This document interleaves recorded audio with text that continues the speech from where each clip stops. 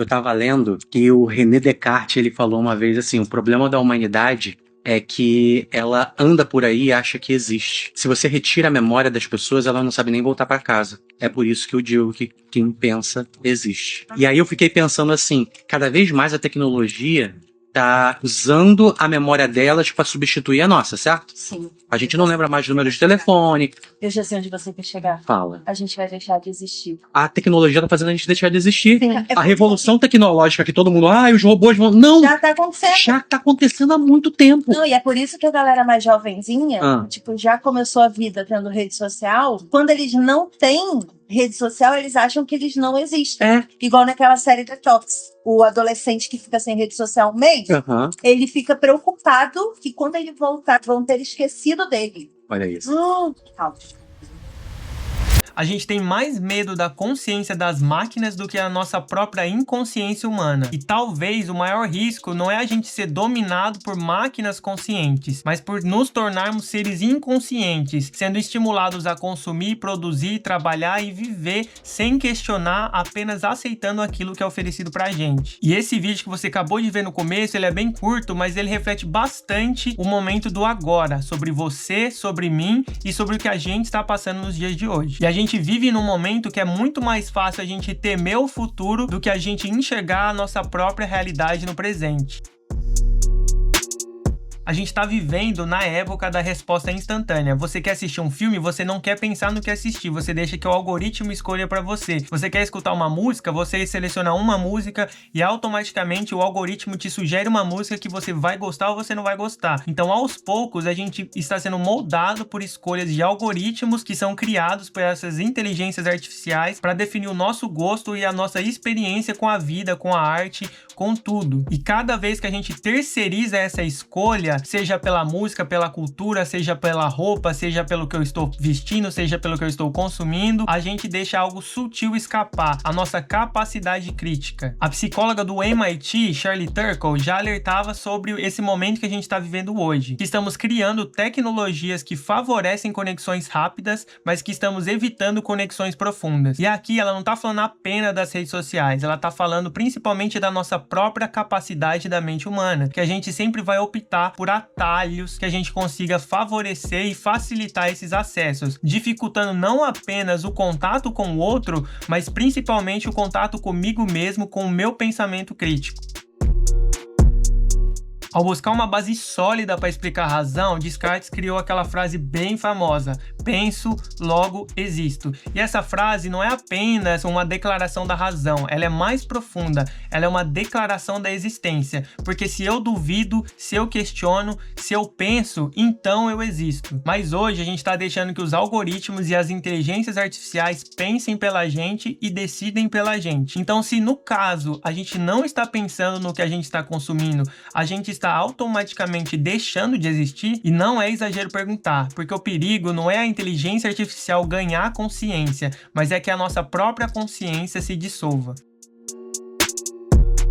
Byung-Chul Han, o filósofo sul-coreano, dizia que a gente está vivendo na sociedade do desempenho, uma era onde cada um precisa ser motivado, produtivo e eficiente o tempo todo. A violência do positivo é a violência da superexigência. O sujeito de desempenho se explora até o colapso. Ele afirma que o problema atual não é mais o controle externo de uma sociedade da obediência, mas é o controle da autoexploração que começa dentro do meu ser. E nessa sociedade atual, a gente é nosso próprio chefe. A gente não precisa mais de uma sociedade da obediência. A gente não precisa mais de um chefe, porque a gente está com essa ideia implantada, como se nós sentíssemos naturalmente a necessidade de provar o nosso valor pelaquilo que a gente produz ou pelaquilo que a gente faz. Nesse sistema, o pensamento ele é visto como um obstáculo, a pausa é vista como uma perda de tempo e a contemplação é vista como uma preguiça. E aí surge uma pergunta bem interessante que a gente precisa fazer constantemente: a quem interessa uma sociedade onde ninguém pensa? pensa? E a resposta pode não ser direta,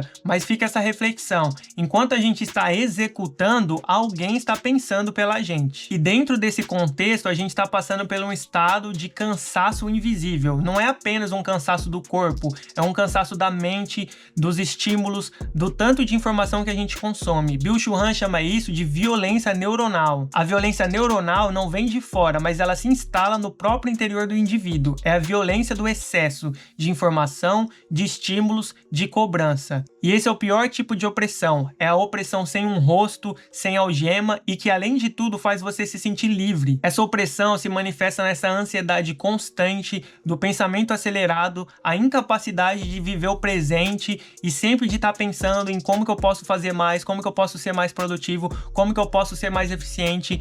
E essa necessidade é sempre estimulada por uma sociedade que vende isso como uma coisa normal. E como que a gente consegue perceber isso? Você já se sentiu cansado sem ter feito nenhum esforço físico? Ou você já sentiu que a sua mente não consegue focar, que você está perdendo suas memórias, que você não consegue se concentrar? Pois bem, isso aí não é coincidência. Na verdade, isso é uma consequência de todo um resultado dessa violência neuronal que nós estamos passando nessa sociedade atual. Estamos nos tornando seres hiperestimulados, mas subpensantes. A mente não para nem um pouco, mas a gente não consegue refletir, racionalizar, internalizar ou se aprofundar. E essa é a tragédia atual que a gente se encontra. É bem silenciosa, sutil e que você e eu estamos enfrentando, seja nas redes sociais, seja na vida, seja por essa necessidade de se provar pelo que nós produzimos, pelo que a gente pode fazer, e quando a gente faz, a gente não tem a capacidade de nos parabenizar ou de sentir que foi o suficiente, porque se a gente fez 10, a gente tem que fazer 20, se a gente fez 20, a gente tem que fazer 40,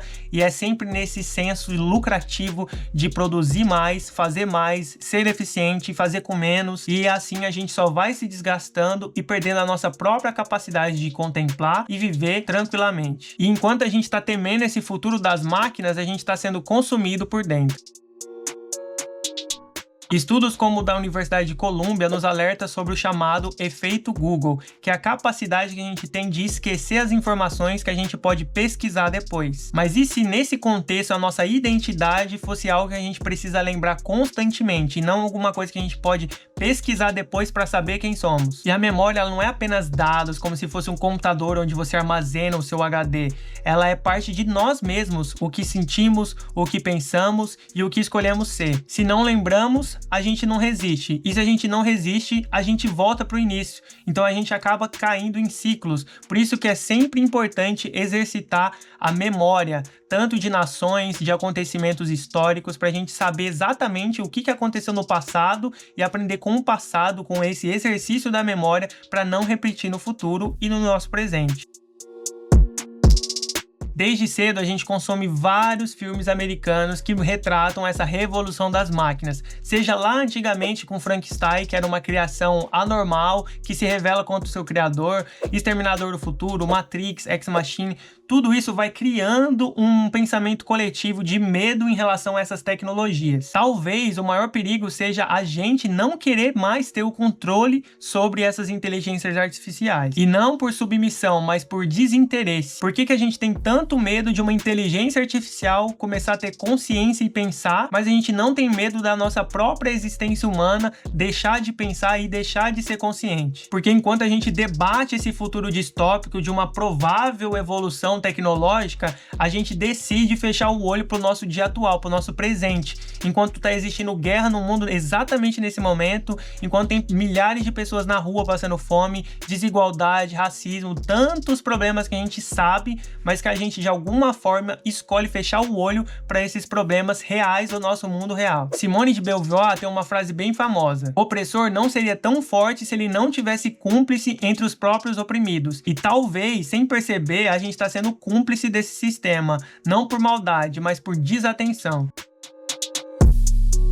E recentemente viralizou essas artes criadas pelo ChatGPT simulando o Estúdio Ghibli do criador Miyazaki. Já veio às redes sociais falando que isso é um insulto à vida, porque para ele a arte surge dessa experiência humana, da fragilidade, da dor, do amor, de todas essas experiências que vão compondo a sua expressão de arte. E a inteligência artificial, ela pode sim simular o estilo de um desenho e criar algo a partir disso, mas ela é impossível de transmitir o sentimento que somente o ser humano pode produzir. E a pergunta dessa discussão que fica é: queremos arte ou a gente quer uma estética? A gente quer pensar ou a gente só quer consumir? Temos medo de um futuro distópico, mas a gente ignora a distopia que acontece nos dias atuais. Crianças sem acesso à educação, pessoas sem acesso à comida, genocídio super televisionado, pessoas pobres sendo expulsas como se fosse uma falha de um sistema. Franz Fanon dizia que cada geração precisa descobrir sua missão, cumpri-la ou traí-la. O que a gente está fazendo? A gente está se revoltando ou a gente está se adaptando demais para o que estão vendendo pra gente? A capacidade de dizer: eu estou aqui, eu existo, eu penso e por isso resisto. A IA não tem consciência, mas você tem. A IA não sente, mas você sente.